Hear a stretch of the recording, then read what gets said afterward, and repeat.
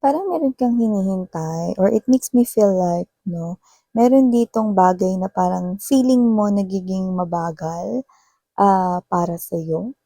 So there could be a specific situation here that you could be experiencing right now, pero kung ano man 'yan, general reading ito, kayo ang nakakaalam nun 'no. So may mabagal dito or nababagalan kayo na sitwasyon sa inyong life 'no, parang may gano'ng energy. But it looks like it's coming to an end already. So congratulations with the Ten of Wands energy. I'm seeing you releasing that. And I'm also picking up that move on words. So maaring nakaka-move on na kayo from something here. Something that's heavy or something that's painful. You know? Kaya lang mga babes, wala naman talagang shortcut sa pagmo-move on. Kaya kung ang tinutukoy man dito ay naging mabagal ang inyong pagmo-move on, okay? Carry lang, okay? Ang importante nagkakaroon ng progress or nagkakaroon dito no ng improvement, 'di ba? Sa inyong sitwasyon.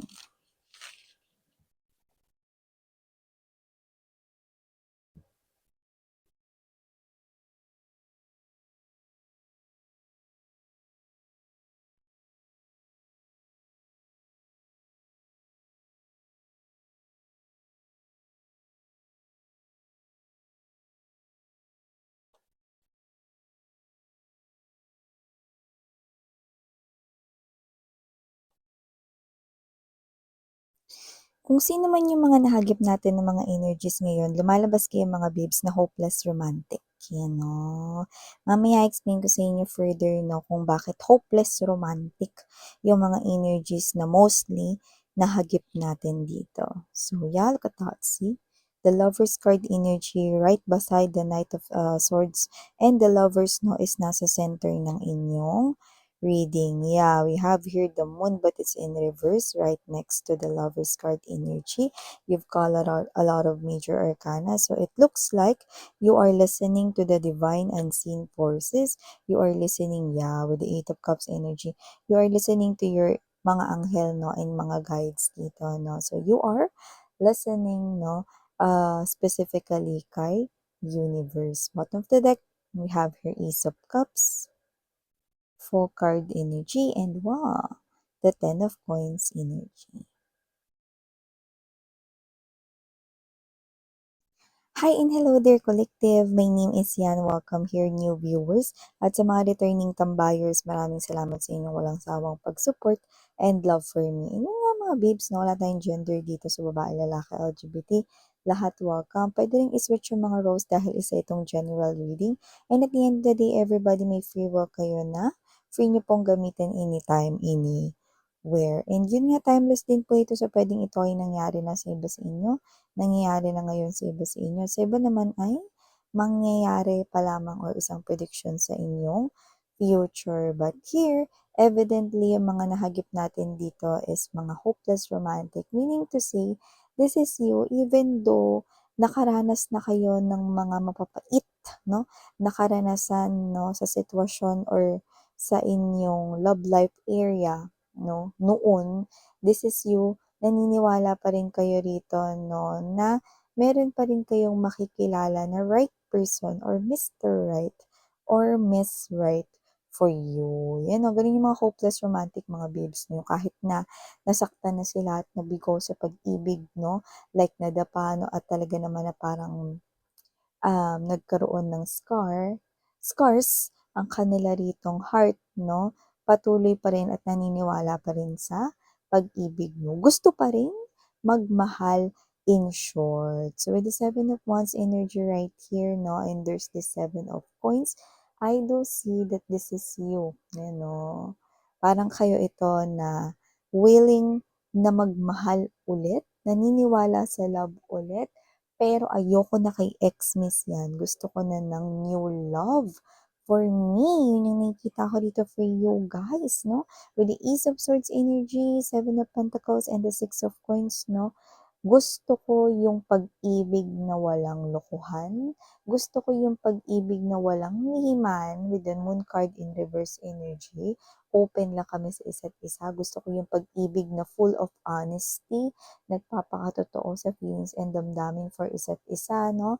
And gusto ko yung klase ng pag-ibig na totoo or real, yun yung gusto mo 'no, and alam mo na hindi yun maibibigay sa'yo ng ex mo dahil minsan or ilang beses ba yung minsan, maraming beses niya ng, sinira 'no, yung paniniwala 'no, when it comes to true love 'no. So ayaw niyo na kay ex, gusto niyo pa rin ng love, pero gusto ninyo sa bago na or sa new love na. So nakikita ko dito 'no, that this is you, you want love, you go after love with the Knight of Swords energy 'no. This is you, you believe that there's someone out there destined for you, someone that will invest his or her whole life with you 'no. Alam mo kasi when we say that, hindi mo kailangan ialay yung buhay or whatever 'no, ano 'to, may pag-alay, kulto. So yun nga, ang ibig lang sabihin nun 'no, someone that will love you unconditionally, ano, yung mahal ka 'no, kahit na, sino ka pa, ano pa yung makakayanan mo, okey, bilang ikaw mahal ka 'no, gano'ng klase ng energy 'no. And I do pick up 'no na yung ex mo dito with the Three of Swords energy 'no, puro kasinungalingan 'no, puro mga panggagahancho, puro na lang dito 'no, sinasaktan ang damdamin mo noon 'no. So, it's too much, enough is enough, 'yan 'no. So, I do pick up right here, pagod ka na to deal with someone na sinungaling, you now want truth when it comes to love, 'no. So, this is you kasi parang yung iba sa inyo may sinasabi sa'kin dito na, ba't kailangan pang manloko kung hindi na mahal, sabihin na lang ng diretso 'no. So, maaaring ang pinatutungkulan ninyo ay walang iba kundi ang ex ninyo 'no, parang sinasabi niyo sa'kin dito na, "Miss yan, sana sinabi niya na lang sa'kin na hindi niya na ako mahal, wala na siyang gusto sa'kin, hindi niya na ako gustong makasama." Yan 'no. 'Di sana mas naging madali yung lahat, hindi yung in-involve niya pa ako sa isang third party situation. Kumabit pa siya sa iba habang ka-relationship niya ako. So, I think 'no, these energies na nahagip natin ng mga hopeless romantics 'no, ng mga people out there, ng mga viewers natin is na-involve kayo ng inyong sinungaling na person 'no, sa isang third party na situation. Puro lihim 'no, puro nalang pagpapanggap with this, um Six of Coins right in here, no? And the Four of Cups present dito, Moon card in reverse, yeah. So this is you, na-realize mo that you deserve something na talagang more, no? You deserve more, okay? When it comes, hindi lang sa inyong love life, no? Kundi sa bawat area ng buhay mo. Hermit, right here, it could be a late realization, like pwedeng kinasama mo pa yung ex mo 'no, bago kayo tuluyang naghiwalay 'no, maaaring tiniis mo yung kasinungalingan niya, tiniis mo 'no, yung mga bagay na ginagawa niya rito sa iyong likuran 'no, tiniis mo rito 'no, kahit na ikaw ay nasasaktan 'no. So, this could be somewhat here a late realization sa inyong thoughts, but I do see na it's not important anymore. Ang importante, mulat na mulat ka na gising ka na, ayaw mo na sa ex mo at gusto mo na ng bago or new love dito. You are now ready to walk away, 'no? And yung iba sa inyo na medyo may panghihinayang dito sa oras at panahon, pero sabi ko nga sa inyo, huwag niyo nang isipin 'yan 'no, dahil mai-stress lamang kayo, 'no? Ang isipin ninyo ay hindi pa huli ang lahat para magmahal ulit at makakatagpo ako ng talagang taong makikita ako at mamahalin ako bilang ako, unconditionally, 'yan 'no. So nakikita ko dito na nabubuhayan muli yung loob mo. So kahit na ikaw ito na nasaktan 'no, you are now being guarded here. You want to maintain here the calmness and serenity of your soul and of your life right now. Medyo tahimik ngayon, no? Simula na nawala yung ex mo, no? So, I do see that others of you, your ex could be connecting to you right now. Pwedeng sa iba sa inyo, nag-text ito or nag-chat, no? Pero kayo ito na posibleng hindi nyo siya nare-replyan. This is you. You're so tired to deal with this person right here and you're so tired even just by replying hello or hi, yan 'no.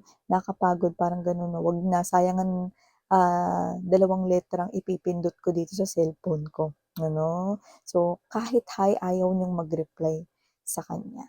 So, nakita ko dito na nagising na kayo dito 'no, yun ang importante, wag niyo nang isipin yung mga araw na ginugol niyo sa kanya 'no. Isipin niyo na isa lang yun na mahabang bangungot. Na parang isa lang itong nightmare na ngayon ay gising ka na at binibigyan ka ulit ng isa pang pagkakataon na ayusin ang life mo, okay, according to the things na deserve mo. Yeah, it's not too late for you to fix your life, no? Yeah, yan kasi yung iba kasi sa inyo sinasabi dito, yan kasi miss yan nakasira sa akin, eh. Naapektuhan kasi ako ng sobra. Alam niyo mga babes, no? Fear. Nung nakikita ko rito na nakaapekto rito ng bongga sa inyo, siya yung, um, pinaka-main character, eh, dahil diyan sa fear na 'yan na namuo sa inyo. Okay, yung iba kasi dito nakita ko 'no, na you fear na mahusgahan kayo ng iba kasi sobrang tagal niyo 'no, tapos maghihiwalay lang din pala kayo, hindi rin pala kayo magkakatuluyan 'no. You fear that 'no, yun yung nakita ko dito sa iba sa inyo. Others of you, you fear na tumanda ng mag-isa 'no. Others of you naman 'no, you fear na baka yung ibang tao hindi maintindihan or matanggap na yung ibang ugali mo 'no. So, may mga gano'n, okey. So, gusto kong malaman ninyo na una sa lahat, nobody's perfect, okey. So, kung ano man yung mga bagay na na tingin mo kulang sa sarili mo, okey, tingin mo ba sa iba wala rin silang kulang sa sarili nila, okey. Alam mo yun mga babes na sometimes, minsan hindi natin kailangan yung ibang tao to make us feel complete, okey? We just need to find our happiness once again, okey? And after that, you'll attract all of those beautiful souls coming into you. Even the one destined for you, even the one you're telling me you're Mr. Right and Miss Right right here, 'di ba? So, ganun yun, okay. So, akala ninyo ang corny, ang KJ ng self-love, self-love, self-worth, self-worth, 'no? Hindi niyo ba alam na diyan nagsisimula kung bakit na-a-attract ng iba, 'no, na sinasabi ninyo, "Uy, ang swerte naman niya sa love. Uy, bakit siya ganito?" 'No?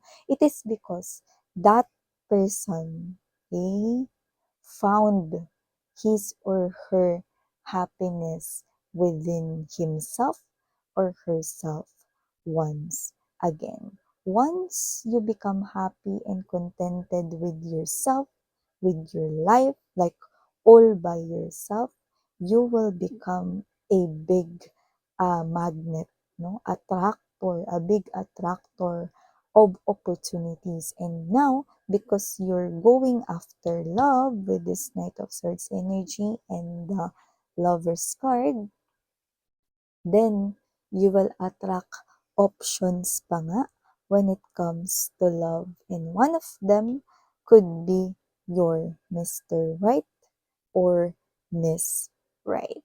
See? So, with the Ace of Cups energy, full card right here, 10 of Pentacles energy. Wow, look at that. The family that you are envisioning na magkaroon ka in the future will happen to you. Okay? It will manifest here in your life. Okay? Kung meron man kayo ritong alagang hayop like dog, cat, or whatever, no? Yan, mamahalin rin siya rito ng magiging partner mo for life. Or mag adapt kayo together or baka siya to na meron siyang alagang pet, no? and you will form that big happy family. So LGBTQs, of course, welcome din kayo. Someone will stay by your side and will accept you and love you for who you are. Okay?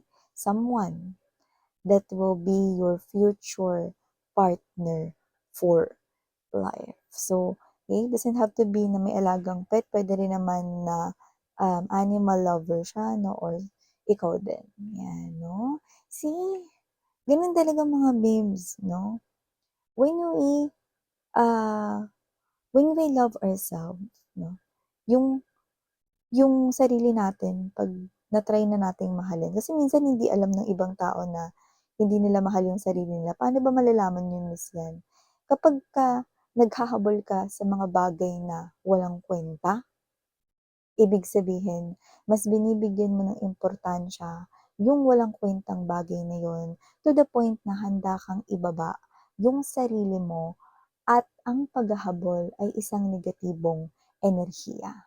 Ibig sabihin nito, mga babes, no, okay lang kahit na ikaw ay gumawa ng mga hindi komportableng bagay, no, para sa sarili mo. Basta lang talaga makuha mo yung bagay na tumatakbo palayo sa'yo.